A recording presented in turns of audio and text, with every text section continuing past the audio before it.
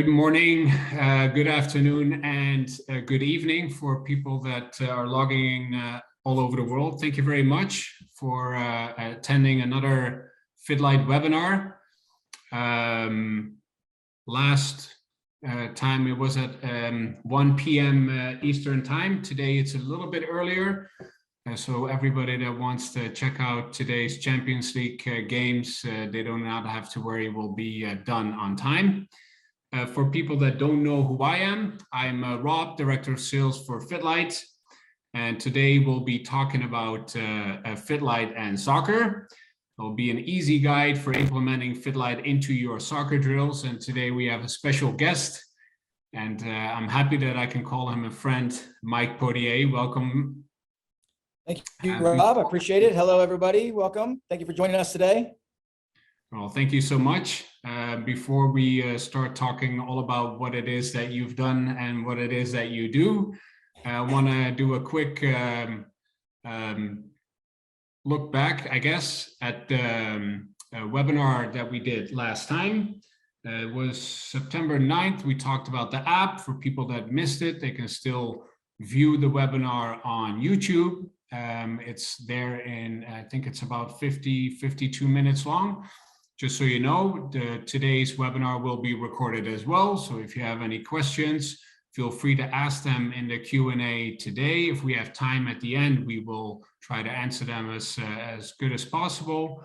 And if we don't have time, we will send out an email after the webinar. If you have any questions, feel free to reach out, and we're more than happy to answer them for you. So again, it will be recorded. So if you can't make it all the way through, no worries. In about a week or so, it will be online on our YouTube channel. Also, after the last time, we also did a seminar in person here in Miami. For people that missed it, they can view the recap on YouTube as well. I think it's live as of today. And one last very special thanks to Shawnee. She will be moderating today's webinar. So if you have any questions that you can already ask during the webinar, and if she can answer, she will. And if not, we'll more than happy to answer them at the very end. All right. Now back to Mike. Thank you again for being on this webinar. This is the first webinar where we have a special guest. And today we have you on the show because we're talking about soccer. And I think you're all about soccer, but maybe you can tell us a little bit about yourself, where you come from, what it is that you've done, and what it is that you do. Well, I appreciate that, Rob, and I appreciate you going early today so we can watch the Champions League matches this afternoon. I'm grateful for that. So hello, everybody. Again, my name is Mike Potier. I actually live in Florida, a couple hours north of Miami, just east of Orlando in Viera, Florida. So I played college soccer at Mercer University. It's a Division I school. I was a goalkeeper there. I was lucky enough to be an all-conference goalkeeper there and a conference champion my senior year. I then fulfilled the dream of mine to play professional soccer, at which point I won 2 professional championships. I got injured, had to retire, and immediately got into coaching. So as that says, I've been coaching for 30 years. I've been involved with Joe Macknick's No.1 Soccer Camps for 28 years. So that allows me to travel the country. We have locations everywhere. I really got into the Neuro-Performance after speaking with a friend of mine, Dr. Freddie Garcia from the Carrick Institute. I was looking to open a performance center. They were having what they called the Human Performance course. And one of those modules just happens to be Neuro-Performance. So I went to the course. Rob was there presenting FITLIGHT. But ironically enough, I had spoken to Rob through email a couple of weeks before that. So after the course, we became friends. I got a FITLIGHT system. I was hooked as soon as I saw the system live, and I've been using it ever since. My athletes love it. We use it for all sports, but obviously my main focus and background is soccer, but it applies to everything. So I just know that as soon as I started using it, everybody loved it. Well, thank you very much for that introduction. And you're right. I'll never forget that moment when we were at the Human Performance course. It was a great day in general, and it was obviously great to talk to you there and to see you using our light. But I'd like to go back to the moment when, well, obviously, if it's due to an injury, it must have been not a good time in your life. but how was the transition for you from being a player to becoming a coach? Because a lot of good players are not necessarily a good coach, is what I always hear. Yes, that's true. It was difficult, but even during my playing time, as a professional, you tend to go out and work with kids and coach. And I really took to it. I enjoyed coaching. I still enjoy coaching. Can't be quite as physical as I used to be at my age. So it wasn't that difficult because I was already doing it. It was hard knowing that I wasn't playing anymore. But I like to look at it as giving me an earlier start into coaching. And because of that situation, I was able to work with some players that had I played longer, I would have not been able to work with. So I guess you could say everything happens for a reason. That's what I was told a lot when that happened. So I think it all worked out okay. And ever since then, I've loved coaching. So you just kind of have to figure that out. All right, sounds good. And I'm sure people notice there's a whole lot of lights behind you on a very nice wall. Can you tell us a little bit about where you are at this moment? So right now we're in the area that I call the sports lab. And so we have behind us a 24 light FITLIGHT wall that we took a lot of time to figure out. Rob was a lot of help in planning and designing. We certainly have capacity to add Velcro to put more lights up, but we have about 400 square feet in this room of hard floor, well, not hard floor, but rubberized gym floor. So we use the tripods, we use the light bases, we use the clips, we use the magnets. So we do things on the floor as well as the wall, but the wall certainly gives us a lot of variation in all the exercises we do, as well as the ability to sometimes train 2 or 3 people at a time with eye-hand coordination. Well, I've been to your facility multiple times. I can highly recommend anybody that's in the neighborhood to stop by and do a session with Mike. Because of that, I have some great news for the world, because we're so happy with everything that you do with our lights and the new ways of training that you come up with. And that's why today is the official day that we can finally announce to the world that you're our newest brand ambassador. You even have your own promo code Pinnacle. If you use that in our online store, you'll get a 10% discount off of any system. That is obviously something that we'll communicate on our social media too in the near future. So thank you, Rob. Very much, Mike, and congratulations, I guess. I'm super excited. And it's an honor. I believed in the system ever since I saw it. So this was easy for me, but I do appreciate your faith. I'm typically not speechless, but as you know, as we've discussed, sometimes things like this render me a little bit speechless. So I appreciate it. I'm honored. I'm looking forward to working closer with you guys directly and doing what we can to get this information out there and show everybody how to use these lights. All right, great. Well, let's see what you've done already with our lights. This is a short video of basically what it is that you've done, or some videos that you've done with FITLIGHT. But before we go into the detail of what we're actually doing here, because we'll see some of these videos back in today's hour, can you maybe tell who it is that you're coaching here and what her maybe position on the field is? So that was Jessica Newton. She's a goalkeeper, as you might expect with the goalkeeper gloves. And she plays at the Citadel, and she started as a freshman. She's starting this year as a sophomore, so very pleased with her. This is a high school boys team, Holy Trinity Episcopal School, that we work with a lot with the FITLIGHTs as a group.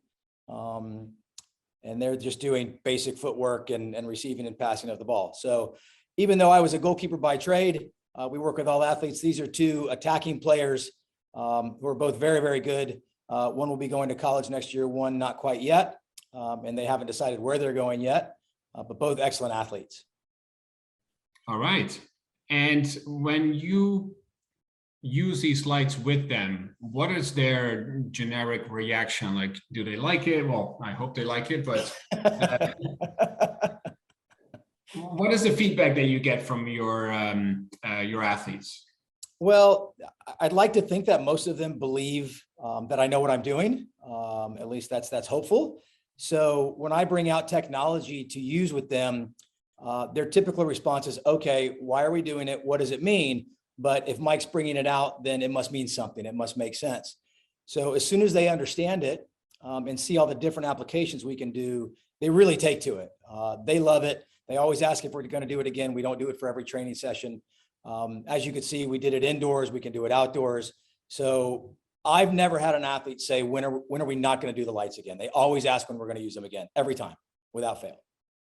Well, I guess that we chose right when we say move, measure, motivate. Right. First you move, then you measure with FITLIGHT, and it'll motivate you to do it again next time. All right. Let's talk about the game of soccer, the game that we both love so much. With all due respect, obviously we grew up in different times. Thanks, Rob. I took the liberty of maybe putting together 5 of arguably the best, or at least some of the best players that ever to play the game of soccer. And anybody that doesn't know who these 5 players are that logged in today at the webinar, please look up some videos online, because every single one of these are used to be great players, and some of them still are. Obviously we're, well, Mike, tell me, who do we see here?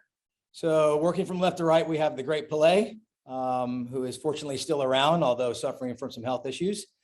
Second to that is a Dutch player, and I'm sure Rob knows, Johan Cruyff.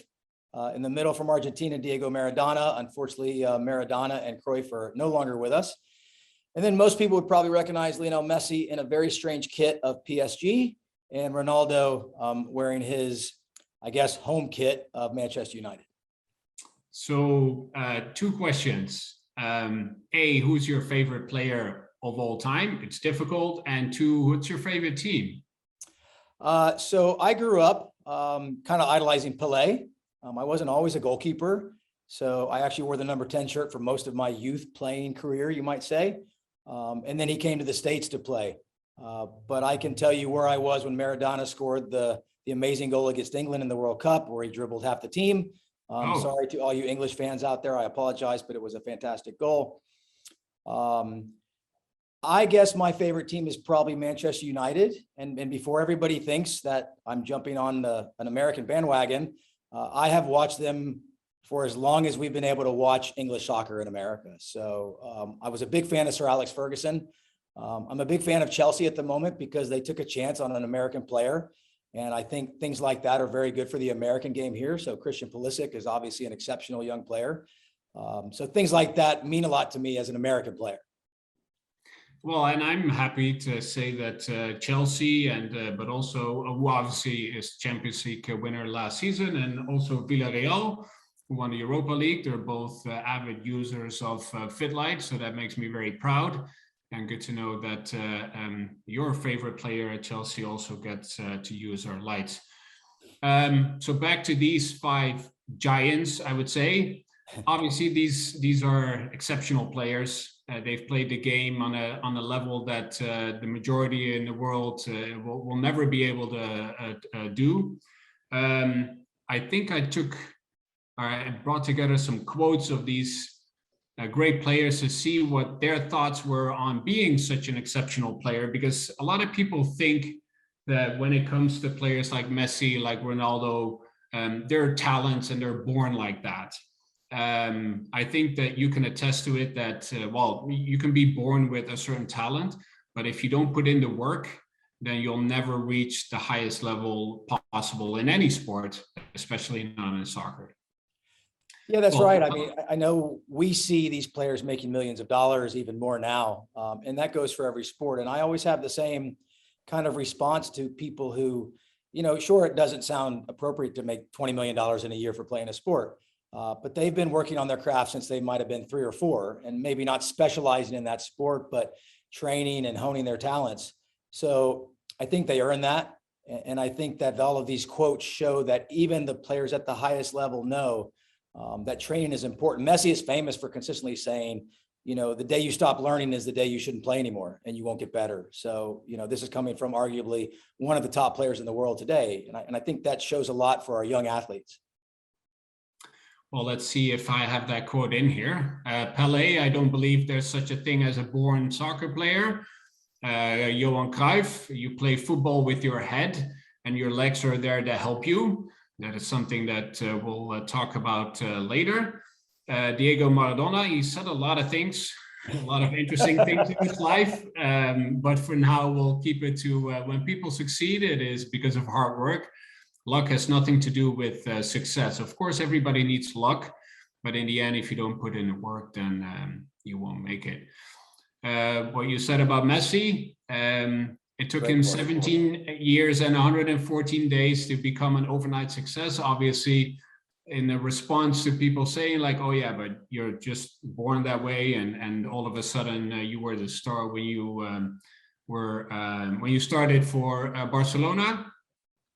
And then last but certainly not least, especially not after yesterday's match again, unbelievable stoppage time. And again, Cristiano Ronaldo scored the equalizer for Man United again against Atalanta. He was such a phenomenal player. So talent without working hard is nothing. So to stick with Cristiano Ronaldo, I put together, or didn't put together, but I put in a video in this presentation to show what of an exceptional player Ronaldo is. This is a documentary from Sky Sports. They did a study on Ronaldo where they let him finish corner kicks. And anybody, well, a lot of people could do that, but what they did in this instance is the minute the corner kick is kicked, so the ball is on its way, they turn off the light to see what Cristiano Ronaldo would be able to do. And this is phenomenal.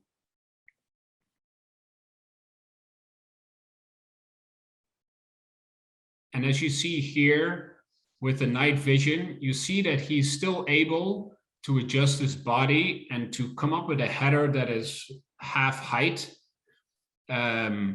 And what they also did in the study is they had multiple different intervals where they would turn off the light, how fast they would turn off the light after actually kicking the ball. And it's great to see, like in this instance, even with a drop kick, he's still able to score that goal. Would you be able to do this, Mike? Well, I don't know if I'd put myself in the same class as Cristiano Ronaldo. Let's just say I might be able to kick the ball or hit it. So a header would be more difficult. Yes, especially with the ball moving from high to low. So why do you think that Cristiano Ronaldo is able to finish all these corner kicks even with the lights off? Well, I think there's a couple of things. First and foremost, the amount of balls he's received, we can only imagine. And that goes back to all of them talking about hard work and training. One of the things that applies to all of those players and any great athlete is they're usually the first ones at the practice facility and the last ones to leave. That's why they're great players. That's a great example for our young athletes out there. They don't cut corners. So his ability to recognize the ball in space and time, and then even when the lights go out, almost sort of process that information and remember where that is based on the ball's flight initially that he's already read, and his movement towards the ball. That's just something that comes from massive, massive training, being able to kind of figure out what time and space and the velocity of the ball that's coming. So we do something similar where we ask the kids to point on the ground where the ball's going to land. So it's very similar to the same thing. You're not really going in the dark, but you're saying, look, this is where the ball's going to land, within a half a second after I see it. So that training, processing in the brain over time becomes functional for him. All right. I like the pointing on the field where the ball is coming. That's a good one. It's not easy. I can imagine. Obviously I would not be able to do these things. All right. So back to the big five, if I can mention them like that. Back to Johan Cruyff. Johan Cruyff obviously has done a lot for modern soccer these days. But his quote of saying you play football with your head and your legs are there to help you is a very interesting one. What do you think Cruyff meant with that one? Well, it's a little bit ironic. I think I mentioned to you that I like to tell players that you play with your feet, but you win with your mind. So very similar to that. Within any sport, the ability to make a decision is huge and paramount to your success. So you could have all the talent in the world, but if you don't make the right decisions, that doesn't matter. It's the same as saying practice makes perfect. If these guys went out and did the same thing over and over again every day for the year, but it was the wrong thing, then that practice doesn't help. So we say that practice makes permanent. So perfect practice makes perfect. So the ability for them to make decisions and apply that to their talent and process information faster with all the given stimulus, particularly in a soccer game, is what raises their level. And Messi is a great example of that. When you watch him play, the pass that you think he's going to make is typically not the pass that he makes, because he sees something different. He processes the visual information a lot more. He's a very good example of that. I like that. So when it comes to soccer training in general, the game of soccer, I put together some key features, or key aspects, I guess, of the game of soccer. If you look at these: speed and agility, decision-making, processing speed, and reaction time, is there something that you would like to add that we're missing? Or if not, what do you think of these aspects? Well, I think they all play a part. The physical side of it can kind of be added to speed and agility, so we don't need a separate category for that. What's important is that 80% of all sensory input is through the eyes. I mean, 80%. So all of these aspects, particularly processing speed, that helps in your decision-making and reaction time, which in turn talks to your motor cortex in the brain and says, okay, what do I need to do through speed, agility, or otherwise, kind of entail all the things we need to play a specific sport. And it doesn't just mean team sports. It can be almost anything. So these are probably, the big four. And with the eyes taking in information, we've got to train these. We have the ability to train them now. So I think these all make perfect sense. But you said something interesting. You mentioned that basically this is for any sport. In what way does soccer training, or soccer in general, in what way is it different than other sports when it comes to a practice? Well, I'm a big fan of hockey as well. Ice hockey, that is. Ice hockey, yes. Yes. So I believe that they're very similar when it comes to the type of game, obviously in a smaller area. So one of the ways that soccer differs is, besides the fact that there's no timeouts, the ball can go out of bounds. You're moving in multiple planes and over multiple distances. So you might need a 5-yard sprint. You might need to track back 90 yards. And you're always moving in a different plane. Even if you play outside, you're going to end up in the middle. So the ability to have to move in different directions over different distances, constantly processing that information. Certainly in football, you might be counter moving either way.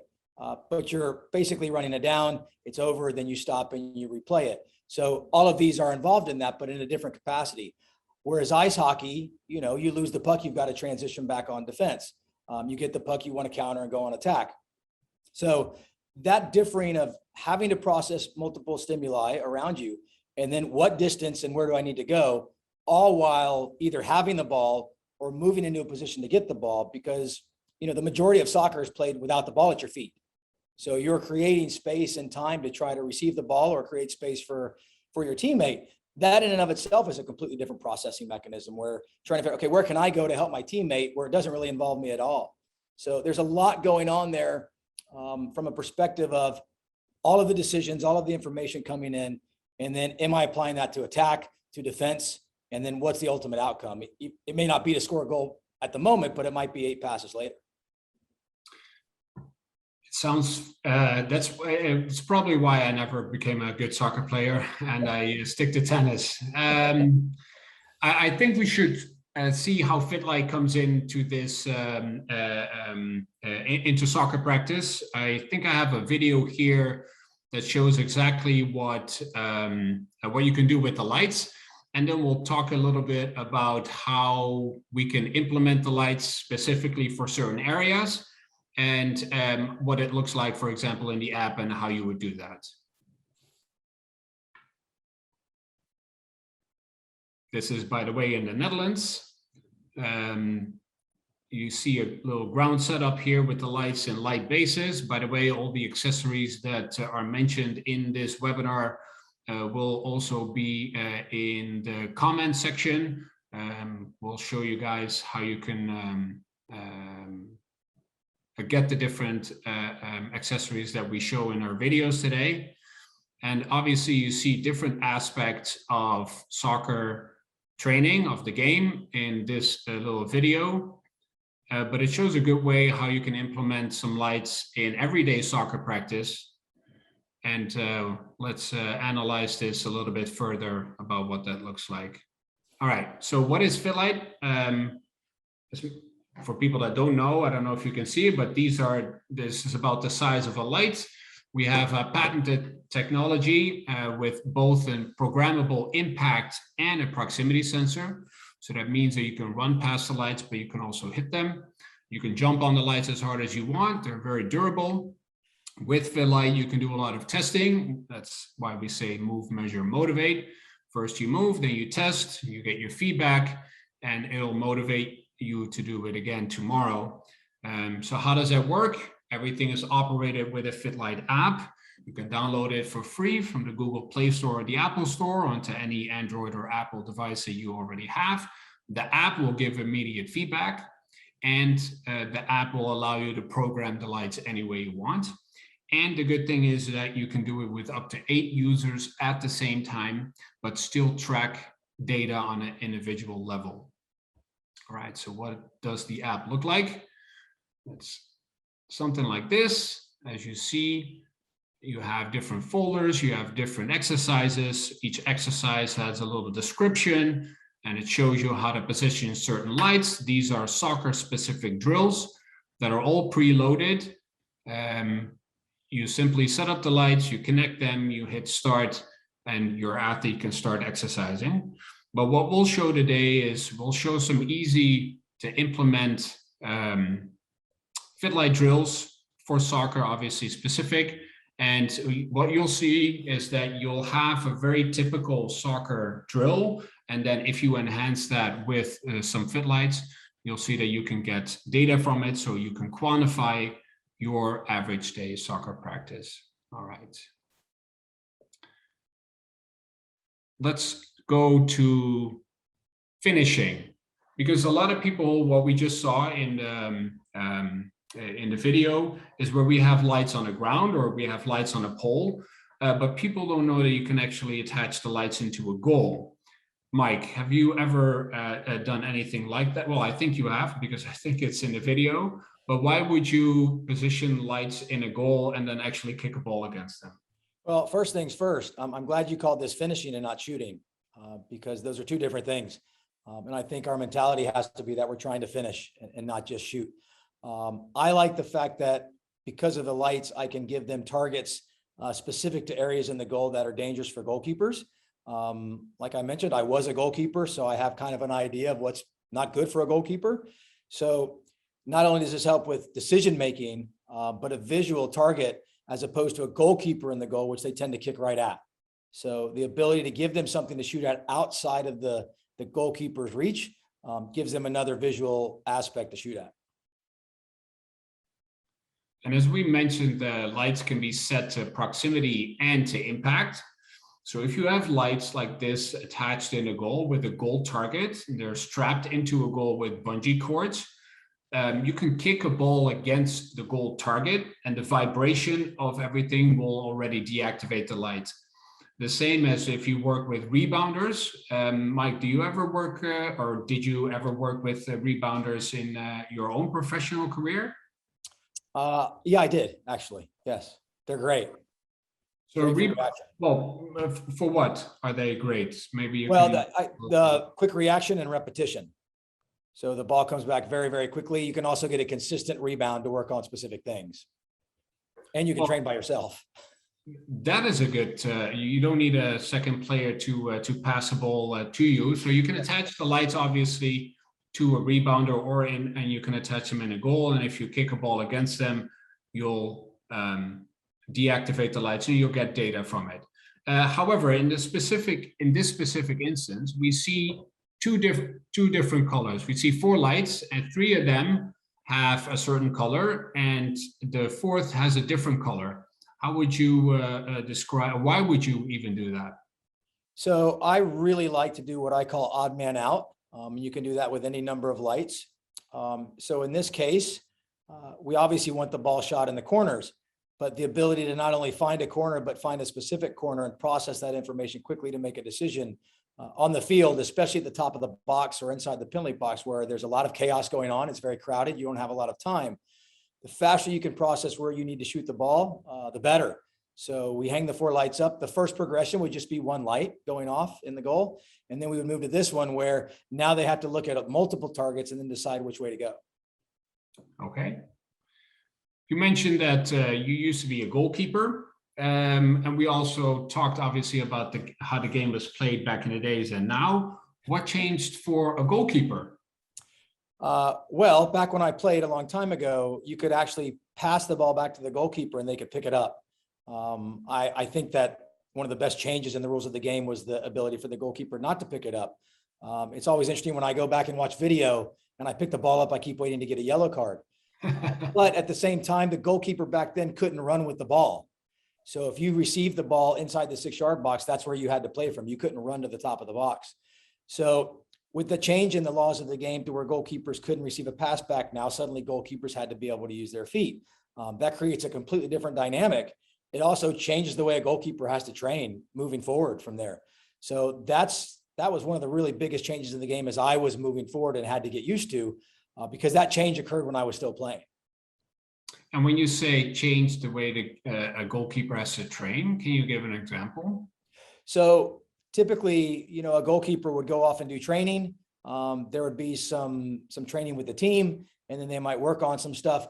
But now, or moving forward back then, goalkeepers had to be integrated into the field player training during the regular session in order to work on their feet and being able to play under pressure. It also changes specific training aspects for actual goalkeeper training with the goalkeeper coach. You have to now create sessions that are based solely on playing with your feet, playing out of the back, clearances. Goalkeepers now have to be able to play with both feet. Back then, you basically took goal kicks and you punted or drop kicked out of your hand. So you didn't really have to be able to play with both feet realistically to be a success. And that's changed significantly. And in general, if you compare a goalkeeper compared to, or if you compare it with a field player, what would be a different skill set that a goalkeeper needs compared to let's say, a midfielder? Well, one of the real differences in that aspect is a midfielder is playing 360 degrees. The goalkeeper is the last defense. So typically there's nobody behind them, we hope. So you have a much broader field of view. You see everything. So the training wouldn't necessarily be different, but the demands of play would be a little bit different. But these days, a lot of the goalkeepers at the highest levels could probably play in the field. They might not start over Messi or Ronaldo, but they're skillful enough to where they might be able to play on the field at a professional level as well. It's changed completely the way they have to train and play. It's an interesting thing. I would love to see some of these goalies onto the field. Well, all goalkeepers think they're field players now. We know that. Well, sometimes they are. Let's see.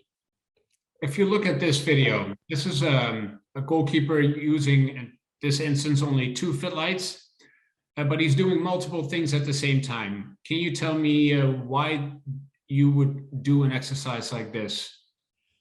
So one of the best things about the FITLIGHTs is that you can take a very simple drill and create a stimulus that changes and can a little bit mimic the aspect of the game. So the first one, the goalkeeper is just simply lifting a ball up, working on some handling, but having to process information and use his peripheral vision now, specifically if he's throwing the ball up in his right hand, but it's the left light that comes on, now you're having to open up your field of view. And the bigger your field of view is, the faster you can process information. And with the technology and the iPhones and all the phones we're using now, our field of view is beginning to get narrowed. And using the FITLIGHTs to open things like that up and add a different stimulus can make a big difference in everything that a goalkeeper or even a field player is doing. So now you're adding, a reactive agility aspect to something that could be very predictive if the coach is just saying go left or right, or you're just alternating. So you're adding reaction time, processing information, even attention and having to pay attention. So here he's facing one way and having to turn around and find the ball coming at him. So there's a lot more brain processing going on than just saying, okay, go left, catch a ball, go right, catch a ball.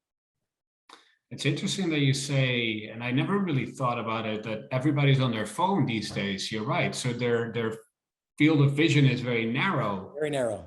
Do you notice things like that with your athletes at this moment, that they have to open up more? Yes. So one of the things I actually hear a lot from my players is, and this is part and parcel of why we do this, is after using the FITLIGHTs, they see more on the field because we're all guilty of this, right? And if our eyes begin to go endo, which is, you know, kind of narrowing in instead of staying straight and ortho, we're really losing a field of vision that, as any athlete you need, even, you know, a football player, if a receiver is going across the middle of the field and they don't have a wide field of vision, they could really get hit hard.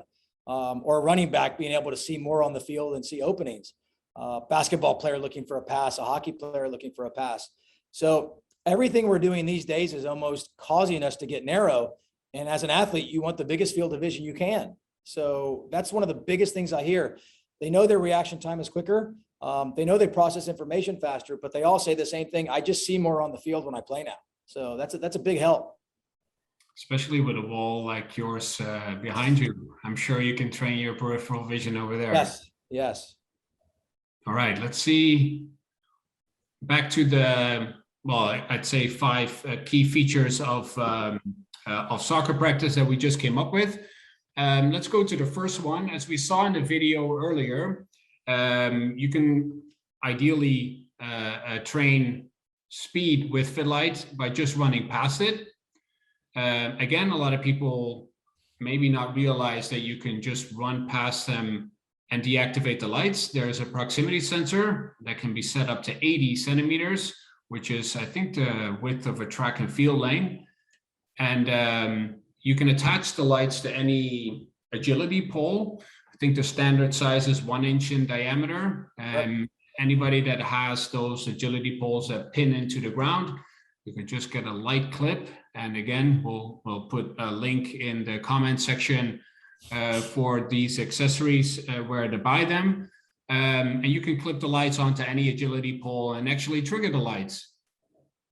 All right, then let's go to agility and reaction time. So we saw earlier a video of you on, I think it's an inside of, maybe it's a basketball court. Correct. Can you explain what it is that you're doing here and why? Yeah, so this is, you know, in reality, a fairly simple drill.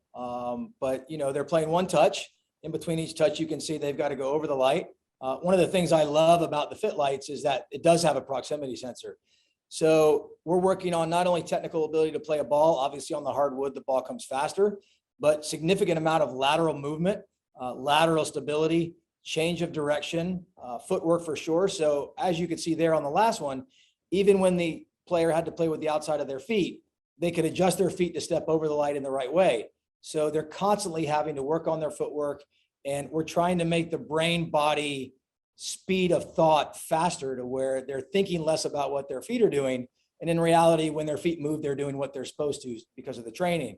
So the ability to not know where the lights are causes a reaction, and they have to process that information. We'll do this where they stand in the front and have to go backwards. We'll do it where they stand in the middle. So all of these drills that we do, there are multiple progressions for that. All right. And as we saw in the other video earlier today, kind of a similar setup on the ground, but now we have lights in a circle around the player. Does that add anything to the exercise? Well, one of the things I like about putting the lights behind a player is one of the key words that all of these youth players, at least around the world here, is scanning, right? There's videos of professional players looking around and scanning to find out what's going on behind them. Putting the FITLIGHTs behind the player forces the player to not only scan, but as you'll notice, these players never turn their back. So she'll open back up and face the field every time. They never do a complete circle. So it's teaching them how to move and open up, but at the same time, learning to scan for someone coming or the next pass. That's an invaluable tool, again, where you don't need anybody else to stand behind or put up numbers. They have a physical thing they have to go deal with. So when you say they never turn around, you mean they never face with the back? They never do a 360-degree pivot. Right. So when they go back, they're still going to face the way they're playing. They may turn their body, but they're not going to turn and then run back the other way. They shouldn't, in reality. All right. I like that. Obviously, when you're dribbling, that's a different thing. Okay, now one of my favorite exercises that I think you do a lot, also because it shows a very easy way to implement every day, or basically attributes that people have at their gym. I think you call it the hurdle drill. I think you know what I'm going to show now, and correct me if I'm wrong, but would this be agility, decision making, and reaction time? It's even processing speed. Because there's a lot involved here. There's physical, and there's certainly processing information. So one of my favorite things about the lights is you take a predictive agility drill and it suddenly becomes reactive. So if she were to just jump through the hurdles, or if we just had the lights on one side, that's a predictive agility drill. And we do that to work on technique, to teach someone how to move before we make it more difficult. But anytime you add the lights, and even use the simplest setting as random in the quick start in the app, you're now taking something that's predictive. So by using 2 lights, we make each set of lights singular, which is another setting in the app. And so each time she jumps over. Sorry to interrupt you. Maybe you have to explain what singular means to the. So that means that in each row of lights, only one light will come on. So you'll see that once we start it. So that's light on her right. So this is not programmed. The 2 lights in each step are programmed, but we have it on singular. So she has no idea which light is coming on, and that will change every round. It might be all on the left side, but she won't know that. You could also realistically put a light under the hurdle. So you're actually jumping over the light with the proximity sensor. Sometimes that's difficult given the fact that you have to go over the light, and some of the athletes have a hard time doing that. But the ability to make this reactive changes her whole thought process, changes her lateral movement, changes the ability to process and what she has to do in the demand of the exercise. This is one of the favorite exercises of all the kids. They love this one. And you have 4 lights or 1 light on each side, but 4 lights with 4 or 5 hurdles. Yes. You mentioned that you could, predictive agility would be with 1 light because they always know which way or which side to jump. Yes. How would you call this then? This is reactive agility. Reactive agility. Right. Okay. So, and you could start off by just doing one side so they get used to the movement. I mean, the movement is the most important thing. And then once they have the movement down, I would typically add maybe 1 or 2 more rows, and maybe add higher hurdles for this athlete. She's an exceptional soccer player, actually. But other than that, you could even do it with 2 lights and just work on the reaction to where you're actually timing each movement every time they do it and see if you can get them moving faster when they hit the ground. Particularly with females with non-contact knee injuries, lateral stability is super, super important. With non-contact knee injuries, so ACL tears, MCL tears, very common among young girls, soccer players. So, well, that's interesting because you mentioned injury. Obviously, a big part of what we're not discussing today is rehabilitation. That will actually be a subject for another webinar because rehabilitation sees to a lot of sports. We tend to stick to soccer practice here, but that for everybody that's online, there will be another webinar hopefully in the next couple of months. All right, let's go. I think we have another great. It's the one that we saw in the beginning where you have your athlete with 4 little goals on the other side of the pitch, and each light has, or each goal has a tripod behind it with a FITLIGHT on it. Can you explain to everybody what it is that you're trying to teach here? Right, so this would be the second progression, and it might be hard to see, but again, this is the odd man out where 3 lights are the same, and 1 is different, and the goalkeeper is working on distribution with her feet. So this is the beginning where we would have the goals very close to each other. The next process would be a goal on the right, a goal on the left, and 2 in the middle. So now they're really trying to open up their field of view. So we're working on trying to strengthen their visual pathways and increase peripheral vision. And at the same time, how fast can you make the decision? So we can change the timing of the lights. So they have to look at them while they're receiving the ball. Here you can see they're still on when she receives the ball. So we play with the timing depending on what the demand is we want them to have. Sometimes we want them off before they play it. So then they really have to focus on finding their target as the ball is receiving. And then once they look up, the lights are off, they have to remember. So now we're adding a little bit of attention to that in short-term memory to decide where to play the ball. So this is actually the basic beginning after we've done one light for one of the 4 goals. And we would do this with goalkeepers with their arms as well for hand distribution. Can you give an example of that? So it'd be the same thing, except the ball would be played into her hands, and then she'd have to bowl it or throw it into the goal. Ah, okay. So just distribution with the hands instead of the feet. Okay. And how would you, would the lights then be in the goal targets, or would they be on, let's say, a tripod? Same thing. Okay. Yeah, they wouldn't have to hit the target. Okay. Now I think we're going to go to one of my favorite exercises. We have multiple brand ambassadors, but Mike, I think you know Nick Davenport very well. He's also here out of Florida, and he came up with a drill called red, yellow, green, blue. And it, I think, but correct me if I'm wrong, maybe it might capture all these fields of soccer practice that we just discussed. Agility, speed, reaction time, decision-making, processing speed. I think you know what exercise it is that I'm talking about. Can you explain what it is exactly that Nick is trying to do here? So I told Nick that I stole this from him because I love it. My athletes love this because there's so many variables. So all 4 lights come on. You have to put the lights out in red, yellow, green, blue. It's always going to be different. So you could imagine that they're not always going to be in the same order. That just depends. Here you see Nick using just the proximity. So he's just moving his feet over. He's added the lights on the tripod. So you have to deactivate those lights with your hand, working on your peripheral vision. I think he also added there something I do a lot, where the ones on the tripods, if it's a red light, you have to go with your right hand. If it's a green light, you have to go with your left hand. So you're adding even more processing. I love the red, yellow, green, blue. I use it on the board. We use it on the field. We'll use it with tripods and light bases where you have to look up and down and find different, fields of vision. We'll make it very difficult. I have lacrosse players that come in and we use the 4 corners of the board and they go with their lacrosse stick to each color. So this is one of my favorite ones for pattern recognition and reaction time, but you've got to process a lot of information, especially when you start moving the lights around in different planes of view.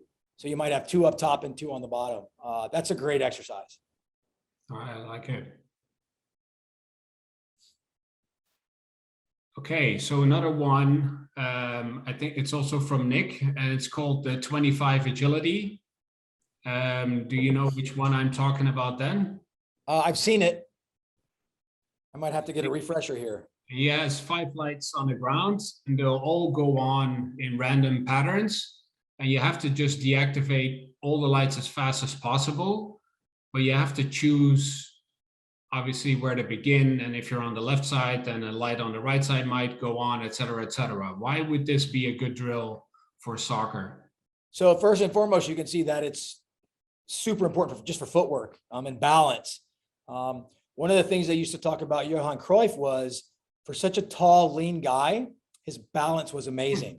When you look at someone like Maradona or Messi, they have a lower center of gravity, so their balance is a little bit easier to come by. But Cruyff's balance was amazing. And balance, along with agility in any sport, is super, super important, especially in soccer. So the balance aspect of this, being able to make a decision with your feet and then move laterally as fast as you can. And this is what we would call foot-eye coordination, which I do with all sports. It doesn't have to be a soccer athlete, just like I do eye-hand coordination with a soccer player. So I really like the balance issue and the body control. So controlling your body in space and time, super important for hopefully preventing injuries, because you know what your body's doing when you're playing. And again, he makes it look easy, but it's so Not so difficult to do. All right. Well, we're almost at the end of our webinar. And like I mentioned, Nick, Mike, you have your own promo code at this moment. If people use the promo code Pinnacle in our online store, we'll get 10% off of any system. And Shawnee will mention the links for these 4 accessories that we discussed today. We've seen the tripods that are easy to elevate the lights if you want to run past them and therefore trigger a light within an exercise. We saw the light bases for a more stable ground setup. And we saw the light clips that allow you to attach the lights to any agility pole of 1 inch in diameter. And last but not least, obviously the goal targets that allow you to attach the lights in a goal and actually kick a ball against it. All right. Well, Rob, I just want to say something about please. the light bases. When you're first starting out with an athlete, especially if you're doing something like red, yellow, green, blue, before they learn how to really use the proximity sensor, they have a tendency to kick the lights. So light bases help that. Because they can't kick them because the light bases basically protect them, because we have lights going everywhere with new athletes sometimes. And then for the one I do in the goal with the 4 targets, what you couldn't see on the video is I actually have another player passing the ball to the player at the top of the box, but they're passing it over a light, which is on the light base. And when the ball rolls over the light, it activates the goal targets. So the light bases are more than just something colorful. They're very functional when it comes to first-time users with their feet, or being able to do something proximity wise that's kind of different and unique to only this system because of proximity. So I just thought that's really important for that particular, accessory. That's a very good add-on to that. Thank you very much. Are you ready for some questions? Because I think we still have like 9 minutes left. Okay. We were fast. Mike Red, he asked, how reliable are these for measuring improvement over the course of a season? Mike. How you doing, Mike? So everything is stored in our data point in the app, which is something we really didn't go over, which is really great. We have a dashboard so we can create, information for each athlete, and then you just choose the athlete you're training. So over the course of the training season, whether you're in season, out of season, I know Mike is a friend of mine and we talk a lot about this. So the ability to track that data, and everything is data related now. That's why these professional teams use this system. Depending on preseason, postseason, or in season, we have the capability right within there. We don't have to write anything down. We just set specific protocols. We decide the tests we're going to do. We can come up with our own test, agility, something with the ball, and then we just track it all in the dashboard. So it's always there whenever we do something different with the same athlete. Well, that's a great question and a great answer, I think. Hopefully, Mike is happy with the answer. We have another question from Robert McEwen. Aside from visual, do you use any audio cues? And if so, in soccer, responding to audio requests is a core skill. So one of the things that we look at in cognition, attention, reaction time, and processing speed, right? Those are the 3 domains of cognition. And one of the things that we train by working on these 3 things is we can actually enhance auditory function. And that's important. That's exactly what he's talking about. So the lights actually have a beep in them that you can choose to be on or off. So when you have the lights in a circle or the light behind somebody, you can select to have the beep on, and that in turn gives them an auditory cue behind them. It makes it a little bit easier because there's that auditory cue, but given what he's asking, then we certainly use the lights for that aspect. And then if we want to just work on straight scanning, we turn that beep off. So I think that's an excellent question. We can enhance the auditory functions by working on cognition, which is the exact reason for using the lights. All right. Well, thank you very much, Robert, for your question. We have a question from Nikki. How can FITLIGHT determine deficiency in soccer practice? And I think with that, maybe like a difference, let's say, obviously it's very important in soccer, left foot, right foot. If somebody is slower with the left foot, how would one be able to do that with FITLIGHT? Oh, so she said deficiency, not efficiency. Sorry, okay. Efficiency. That's me being Dutch. So one of the things I like to use, I've already said, is red light right, green light left.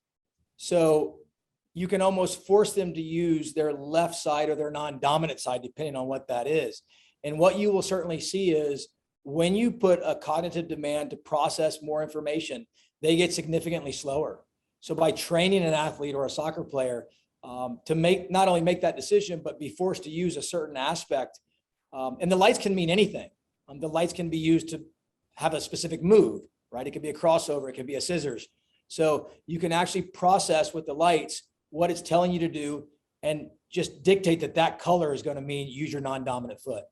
So, and as you saw with the one on the gym floor, they're having not only to plant and move with both feet. And what we see with athletes a lot of is they're very dominant with their movement on one side or the other. Typically their dominant foot will lead. But if you force them to work on both, you'll start to see a real symmetry start to happen. And that will help them in all of their movements. And then the technical side of it just comes from rehearsal with, a ball or specific techniques. And what people may not know is that obviously when you have, let's say if you have 4 lights, even if you would have 4 lights on a wall and you would deactivate them, like one on your upper left, upper right, lower right, the data that you get from it is the average reaction time, total time, number of hits, misses, etc. But on the back end, there's a whole dashboard. And for that, I really would like to direct people to the previous webinar because it explains a lot about the data side of what you get from FITLIGHT. But to touch on that a little bit is obviously when you have your average reaction time, it would mean all 4 lights. But in the back end, in the dashboard, you see each reaction time for each specific light. So if you would have 4 lights and you would do a 30-second setup, and you would deactivate one light 8 times, for example, in those 30 seconds, you would see 8 different reaction times. And therefore you can determine if you're slower at a certain light and therefore maybe with a certain area, like a quadrant. Okay, I think we still have some time for some other questions. These are some great ones. How do you go about creating baseline exercises to evaluate the progress of athletes? This is Clement Glenn asking. So that's really up to the coach. I have specific things I do. We have a speed test that we do. We use an L drill. It's a little bit different than what you might think of as the NFL Combine L drill. There are specific testing protocols in the app, which make it easy. There's a T test. There's an arrowhead drill. So I would say to figure out what you want to test. The Y agility drill is a great one that we use a lot. So it's less of a specific protocol. I'm looking for distances of maybe 10 to 20 yards and change of direction. And the great thing about the light is you get the timing for each light. So that's more of a coach and team oriented type of thing. And if nothing else, you can default to the tests in the app. And use those because they're all geared towards specific soccer. And what you'll find, I think, because I know I talked to Rob about this a lot, is as soon as you start using the lights in anything, your brain will start finding 20 other ways to do it. So you may do a test that I do and go, you know what, I want to modify this. And because of the programmability of the lights, ultra programmability of the lights, really, you will find your own ways to test and use them. Really, it just goes and goes and goes the more you do it. You'd be surprised. Maybe to that point then, Mike Carr asked, does the physical reaction time increase in parallel with decision-making reaction time? That's a very interesting question. Yeah, it's an interesting question. So physical, in reality, yes. Physical reaction has a lot to do with mobility and movement, explosion. And when we train reaction time, it's the same thing, right? We're trying to process information faster to increase the physical reaction that is hopefully faster because of our reaction time. They kind of play off of each other. So I don't know if it would run in parallel. If you're doing eye-hand coordination, obviously that's less of a physical reaction than it is a brain processing information. So depending on how agile athletically the athlete is, that could play a part in, you may process information faster, but how good are your feet in order to move after that information is processed? However, by training with the FITLIGHTs, we're hoping to increase your physical reaction time too, and your movement, right? That's part of the movement, right? So we want to move. So that ability to work those two things together, hopefully run hand in hand, and one will affect the other, hopefully in a positive way. I hope that helps, Mike. One last question. There's a lot of questions. Obviously, we'll gather all these questions and answer them at a later moment. There's one last one that we can, and I think it's a good one that we can discuss. How can FITLIGHT work with warming up sessions? The same as normal exercises that you show, or would there be other ones? That's a good question. So first and foremost, any warm up should be done with movement and dynamically. We don't stand around and stretch anymore. A warm up is designed to warm up for the game or the training session. I will typically do 2 lights. They'll go to the lights, they'll react. Then I might have them, a specific distance, maybe 5 yards away. Then I'll do red light, green light. I might add one on the ground, so they're using their feet a little bit and having to move their eyes up and down to kind of get some ocular work done before we start. And then I might introduce a ball, either with a pass or a volley. What we're doing is we're actually cueing up the brain to play as well as the feet at the same time. And that's something that in a typical dynamic warm up at 2 lines, you don't get. Again, it's predictive, it's repetitive. At least by adding the FITLIGHTs, we get some sort of reactive movement. We get the brain moving a little bit, and we get some ocular work and trying to, analyze a visual target. So it's great for warm up. Well, thank you very much, Stefania. My apologies for that question. Again, everybody else that asked the question, thank you very much. We will address those in either the email blast that we send out after this webinar, or in a personal email. So please note that we do collect all these questions, and we will answer them at a later point, either myself, somebody within FITLIGHT, or Mike. As you see here, if anybody has any questions in general, my apologies. Any questions in general, feel free to reach out to us at info@fitlighttraining.com. You can find us at fitlighttraining.com. You can find me at Rob FITLIGHT on Instagram. You can find Mike at Fit Soccer Mike and Pinnacle Sports Lab. Please feel free to reach out with any questions that you have specifically for us. And we thank you very, very much for your attendance today.